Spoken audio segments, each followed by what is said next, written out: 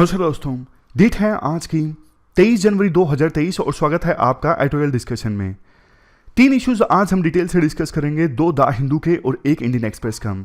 सबसे पहला आर्टिकल हम डिस्कस करेंगे लोन वोल्फ अटैक्स से संबंधित, लोन वोल्फ टेररिज्म। दूसरा आर्टिकल हम उठाएंगे इंडिया की यूनिवर्सिटीज और इंडिया के एजुकेशन सिस्टम से संबंधित। तीसरा इंडिया की अर्बनाइजेशन पॉलिसीज से संबंधित। डिस्कशन हम स्टार्ट करें उससे पहले एथिक्स का एक एग्जांपल जो आप यूज कर सकते हो केस स्टडीज में और थ्योरीज में भी। अंशुल गुप्ता अभी फिलहाल कमिश्नर हैं उज्जैन म्युनिसिपल कॉरपोरेशन के, मध्य प्रदेश में उज्जैन जिला। अब देखो इन्होंने क्या किया, एक ना हिस्टोरिकल पॉन्ड को रेनोवेट करना था, मतलब काफी खस्ता हालत में था तालाब, उसको ठीक करना था। तो इन्होंने ना 125 वॉलंटियर्स की सहायता से उस हिस्टोरिकल पॉन्ड को रिस्टोर करवाया। सरकार से एक पैसे की मदद भी नहीं ली गई। इन्होंने क्या किया, एक non profit education conservation group से बात की, प्लान बनाया कि कैसे इस पॉन्ड को, तालाब को रिस्टोर किया जा सकता है। उसके बाद एक scientific environment friendly desilting and restoration plan develop किया। बाद में लोकल कॉलेजेस में जो यूथ थे अपने सोशल मीडिया पे डाला, बहुत सारे ग्रुप्स, नॉन प्रॉफिटेबल एनजीओज और ग्रुप्स आगे आए, अलग अलग कॉलेजेस से वॉलंटियर सामने आए कि हम योगदान देंगे इस ऐतिहासिक तालाब को रिस्टोर करने में। तो ये देखो लीडरशिप का एक बहुत बढ़िया एग्जांपल है। फंड्स ना होने के बावजूद अंशुल गुप्ता जो आईएएस हैं, उन्होंने जो ऐतिहासिक पॉन्ड था उसको ठीक करवाया। मतलब ये एक एग्जांपल है कि पैसा ना होना एक बहाना नहीं है। अगर ऑफिसर्स चाहें तो गवर्नमेंट रिसोर्स यूज किए बिना भी बहुत कुछ किया जा सकता है। तो ये एक अच्छा एग्जांपल है एथिकल लीडरशिप एंड गवर्नेंस का, गुड गवर्नेंस का। अब चलिए डिस्कशन स्टार्ट करते हैं। First important article loan wolf attacks से संबंधित है। आप जीएस पेपर 3 के इन टॉपिक्स से आर्टिकल को रिलेट कर सकते हो। क्या कंटेक्स्ट है? कंटेक्स्ट देखो ये है, एक्सपर्ट्स ने कंसर्न्स रेज किए हैं कि भारत में लोन वोल्फ टेररिज्म का जो थ्रेट है वो बढ़ता जा रहा है। तो बेसिक्स की बात हम पहले करते हैं। लोन वोल्फ टेररिस्ट होते कौन हैं? लोन का मतलब होता है अकेला, सिंगल इंडिविजुअल, और वोल्फ का मतलब होता है भेड़िया। देखो मैं आपको एग्जांपल की सहायता से बताता हूं। वैसे देखो जैसे 26/11 का अटैक है, यूएस में 9/11 का अटैक है, ये अटैक जो है ना, इनकी बहुत प्लानिंग की गई, बहुत ज्यादा इनकी प्लानिंग की गई और काफी केयरफुली इनका एग्जीक्यूशन किया गया। बहुत सारे लोग इन्वॉल्व थे इन अटैक्स को कैरी आउट करने में और लंबे समय से इनकी प्लानिंग चल रही थी। लेकिन जो लोन वोल्फ अटैक होता है ना, मान लीजिए कोई सिंगल पर्सन है, वो इंटरनेट पर रहता है, रेडिकलाइज हो चुका है और वो अपने आप से किसी टेरर अटैक को अंजाम दे देता है बिना किसी दूसरे टेररिस्ट के संपर्क में आए। समझ गए? मान लीजिए कोई पर्सन है जो इंटरनेट पर सर्फिंग करता रहता है, उसे कुछ रेडिकलाइज्ड मटेरियल मिला, मतलब ऐसा मटेरियल जिसमें उस पर्सन के माइंड को वाश करने की कोशिश की गई, ऐसी ऐसी बातें बोल के कि तुम्हारी कम्युनिटी के साथ बहुत गलत हुआ है, तुम्हारी कम्युनिटी के लोगों के ऊपर अत्याचार हुआ है, जिसका बदला अब तुम्हें लेना है। अब देखो ऐसी ऐसी बातें सुनकर वो पर्सन रेडिकलाइज हो जाता है, वो बदला लेने की सोचता है। कैसे? जैसे भीड़ पर हमला कर कर, बॉम्ब प्लान करके, या फिर और कुछ नहीं मिला तो स्टैबिंग कर दी। कई सारे देशों में स्टैबिंग की घटनाएं भी देखने को मिलती हैं, चाकू मार दिया काफी सारे लोगों को। काफी बार ऐसा भी होता है जैसा फ्रांस में देखने को मिला, जहां भीड़ एक जगह इकट्ठा है तो वहां पे भारी भरकम व्हीकल से टक्कर मार दी। तो व्हीकल के टकराने से, फॉर एग्जाम्पल जीप या ट्रक के टकराने से काफी लोगों की डेथ हो जाती है या फिर वो गंभीर रूप से घायल हो जाते हैं। तो ये है लोन वोल्फ टेररिज्म। इसमें देखो बहुत सारे लोग इन्वॉल्व नहीं होते हैं। इसमें एक पर्सन खुद ही इंटरनेट पर आइडियोलॉजी से प्रभावित हुआ और उसने खुद ही टेरर अटैक को अंजाम दे दिया। इंडिया के लिए देखो ये इसलिए खतरा है क्योंकि पाकिस्तान, आपको पता है, लंबे समय से इंडिया में टेररिज्म को सपोर्ट कर रहा है, हथियार देता है, उनको पैसा देता है, उनको आइडियोलॉजी प्रोवाइड करता है। दूसरा, आपको पता है हमारे देश की जो पॉपुलेशन है ना, वो काफी ज्यादा हो चुकी है और अभी भी बढ़ रही है। समय लगेगा जब पॉपुलेशन जाके स्टेबलाइज होगी। तो मतलब इंडिया में उन जगहों को ढूंढना जहां पे बहुत सारे लोग इकट्ठा हैं, इंडिया में बहुत ज्यादा आसान है। तो इसके चलते लोन वोल्फ टेररिज्म की जो घटनाएं हैं हमारे देश में बढ़ सकती हैं।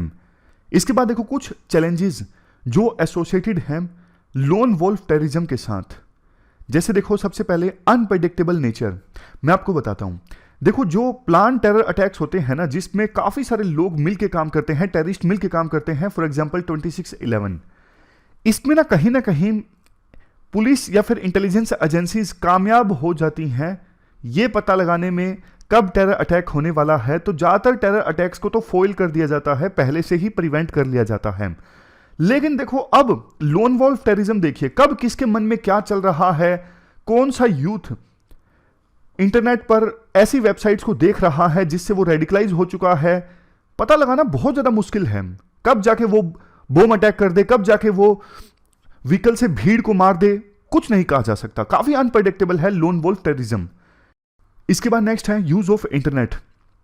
देखो, एक चीज आपको बताऊं, बहुत सारे हैंडलर इंटरनेट पर ऐसे बैठे हैं जो यूथ को रेडिकलाइज करने की कोशिश कर रहे हैं।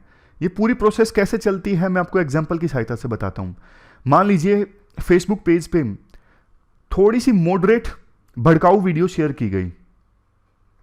अब ना उस वीडियो को किस किस ने शेयर किया, किस किस ने लाइक किया, ये देखा जाता है। जिन जिन लोगों ने शेयर किया, जिन जिन लोगों ने लाइक किया, उनसे फिर फर्दर थोड़ा और भड़काऊ मटेरियल शेयर किया जाता है।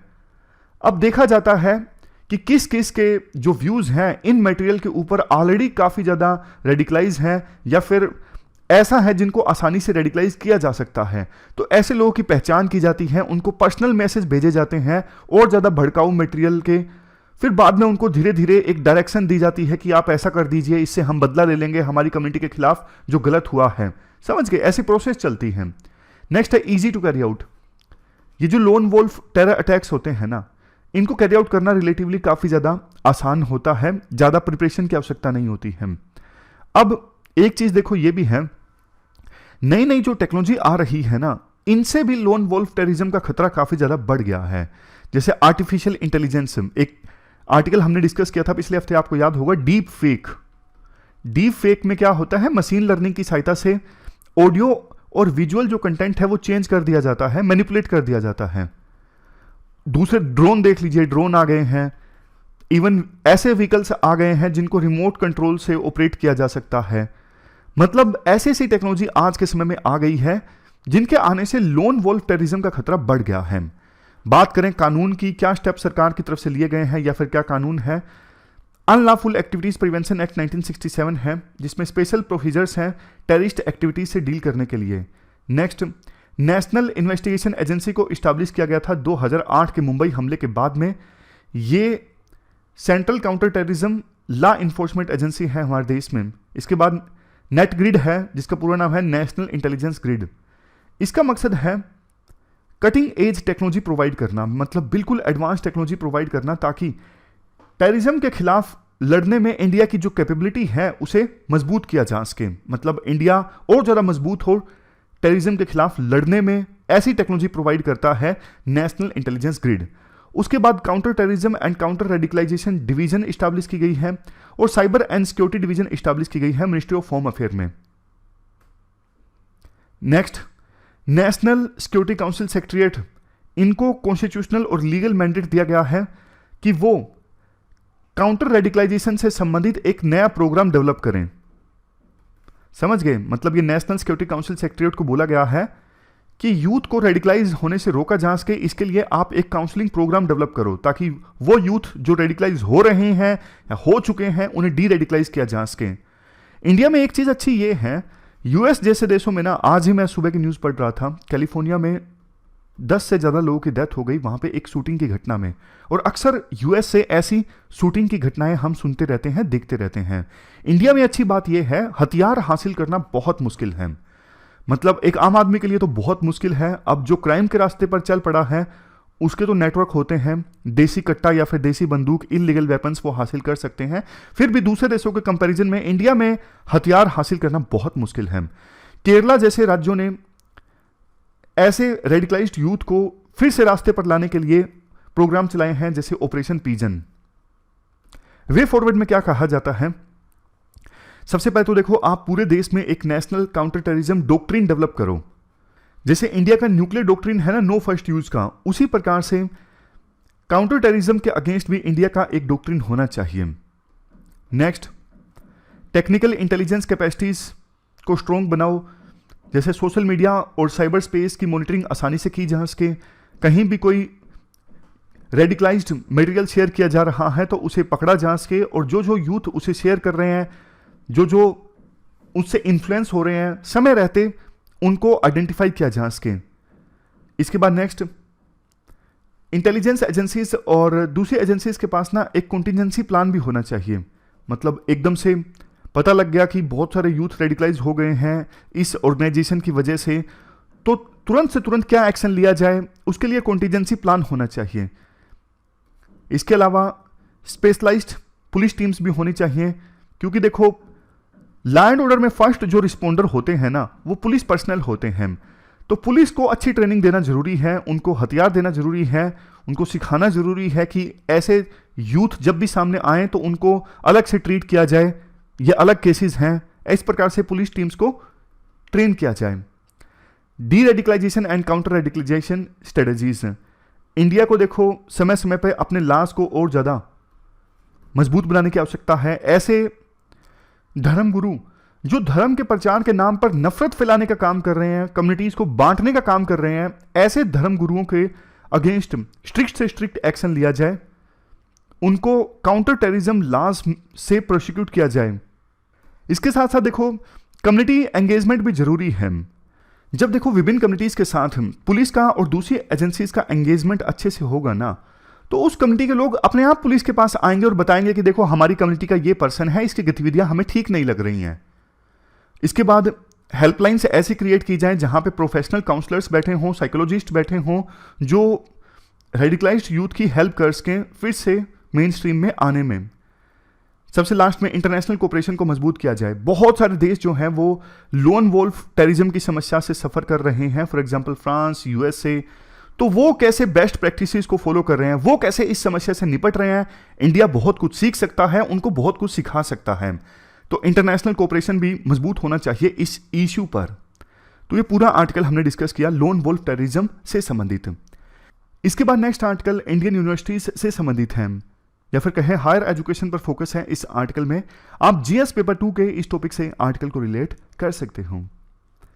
देखो आपने एक चीज नोटिस की होगी, हमारे देश के बहुत सारे यूथ आज के समय में बड़ी बड़ी कंपनीज को हेड कर रहे हैं, जैसे सुंदर पिचई है, सत्य नडेला है, पराग अग्रवाल जो अभी इस्तीफा दे चुके हैं, वो इंडिया के इंस्टीट्यूट से पास आउट हुए हैं।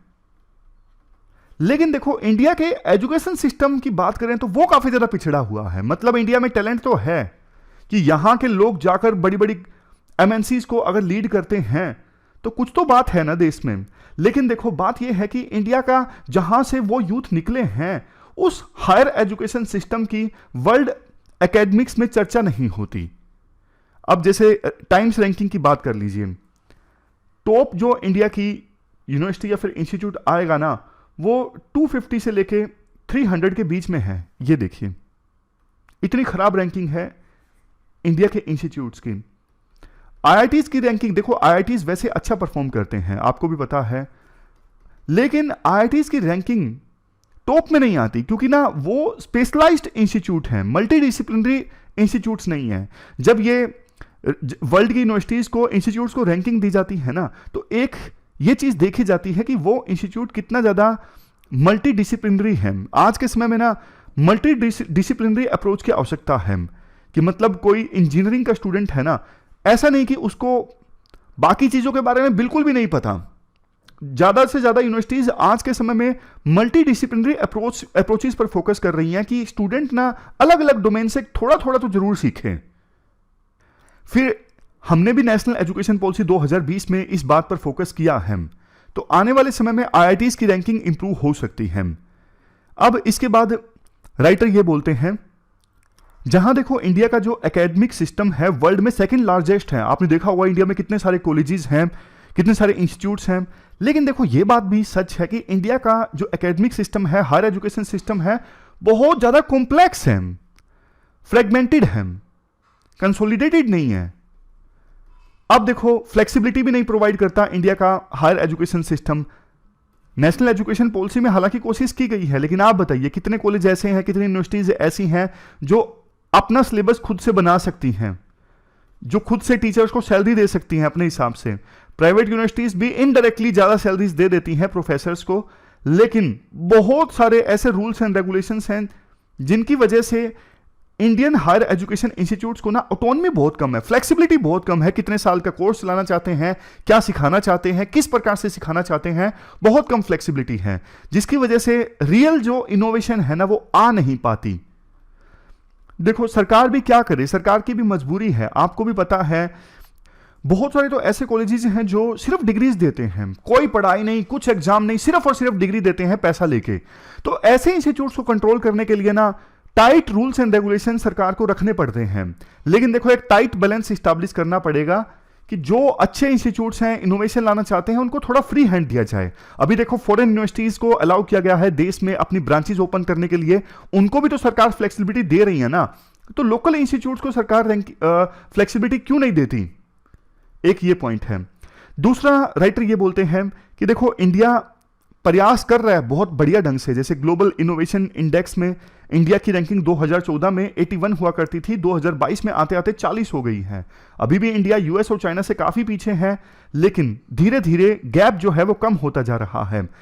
नंबर ऑफ पीएचडीज इंडिया में जितनी अवार्ड की गई है ना साइंस और इंजीनियरिंग में, पूरे वर्ल्ड में इंडिया का स्थान तीसरे नंबर पे है। इसके अलावा ग्लोबल रैंकिंग की बात करें साइंटिफिक पब्लिकेशन के मामले में 7th पोजीशन थी इंडिया की 2010 में, और 2020 में आते आते तीसरी पोजीशन इंडिया की हो गई है। NIRF जो है नेशनल इंस्टीट्यूशनल रैंकिंग फ्रेमवर्क, विभिन्न इंस्टीट्यूट्स को रैंकिंग देता है, उनके बीच में कंपटीशन पैदा होता है। कंपटीशन जब पैदा होता है आपको भी पता है, कुछ अच्छा करने की भावना आती है इंस्टीट्यूट्स में, और ज्यादा इनोवेशन आती है, ज्यादा अच्छा इंस्टीट्यूट्स परफॉर्म करते हैं। अब एक चीज देखो अच्छी ये भी है कि बहुत सारी ना प्राइवेट यूनिवर्सिटीज इंडिया में काफी अच्छा परफॉर्म कर रही हैं। जैसे देखो रिलायंस की यूनिवर्सिटी है, टाटास के भी इंस्टीट्यूट हैं, Tata institute of fundamental science. तो मतलब ये जो फिलैंथ्रोपिक यूनिवर्सिटीज इस्टेब्लिश की गई हैं ना, ये भी काफी अच्छा परफॉर्म कर रही हैं, और ये आने वाले समय में वर्ल्ड मैप पर इमर्ज होकर आएंगी। लेकिन इसके साथ साथ जो सरकारी इंस्टीट्यूट हैं जैसे IIM हैं, IITs हैं, मतलब मेन तो अभी फिलहाल क्वालिटी वहीं से निकल के आ रही है, और उनको सरकार को लगातार अच्छा खासा फंड देना पड़ेगा। चाइना के इंस्टीट्यूट्स अच्छा परफॉर्म कर रहे हैं, उसके वैसे तो काफी सारे रीजंस हैं, लेकिन चाइना ने ना ओवर द डिकेड्स पिछले कई दशकों में बिलियन ऑफ डॉलर्स इन्वेस्ट किए हैं अपनी टॉप यूनिवर्सिटीज को इंप्रूव करने के लिए। तो इंडिया को भी ऐसा ही करना होगा। एक इंडिया की स्ट्रेंथ ये है, इंडिया में 100 से ज्यादा रिसर्च लेबोरेटरीज हैं अलग अलग एरियाज में, जिनको स्पॉन्सर किया जाता है council of scientific and industrial research यानी CSIR के द्वारा, या फिर दूसरी गवर्नमेंट एजेंसीज के द्वारा। वो अपनी अपनी रिसर्च फील्ड में काफ़ी अच्छा परफॉर्म कर रही हैं, और उन लेबोरेटरीज से बहुत बार ऐसे प्रोडक्ट्स निकल के आते हैं जो जिनका कॉमर्शियल सिग्निफिकेंस काफ़ी ज़्यादा होता है। तो मतलब ये लेबोरेटरीज जो हैं इंडिया की इकोनॉमी में काफ़ी कंट्रीब्यूट कर रही हैं। जैसे किसी लेबोरेटरी ने कुछ ऐसा प्रोडक्ट बनाने में हेल्प की जो काफ़ी ज़्यादा बिक रहा है, तो प्रोडक्ट ज़्यादा बिकेगा, इकोनॉमिक एक्टिविटीज ज़्यादा होंगी, इकोनॉमी में उसका कंट्रीब्यूशन होगा। लास्ट में देखो राइटर ये बोलते हैं कि इंडिया की यूनिवर्सिटीज इंस्टीट्यूट्स अच्छा परफॉर्म करेंगे ना, इससे इंडिया की जो सॉफ्ट पावर है और ज़्यादा बढ़ेगी। आज देखो वर्ल्ड के अलग अलग हिस्से में इंडिया को ना काफ़ी एक अपॉर्चुनिटी के रूप में देखा जा रहा है, क्योंकि देखो चाइना से वेस्टर्न कंट्रीज अब कटने लगी हैं, खास करके कोविड-19 के बाद। जिस प्रकार से चाइना रशिया का साथ दे रहा है इस वजह से, तो ना वर्ल्ड के विभिन्न मेजर कंट्रीज ना सिर्फ अलग अलग फील्ड्स में जैसे डिफेंस की फील्ड में, बल्कि एजुकेशन की फील्ड में भी इंडिया के साथ ज्यादा कोऑपरेट करना चाहते हैं। तो G20 की प्रेसिडेंसी इस साल इंडिया के पास है। इंडिया के पास एक बड़ा मौका है G20 के मेजर कंट्रीज के साथ, उनकी यूनिवर्सिटीज के साथ कोऑपरेशन इंक्रीज करने का।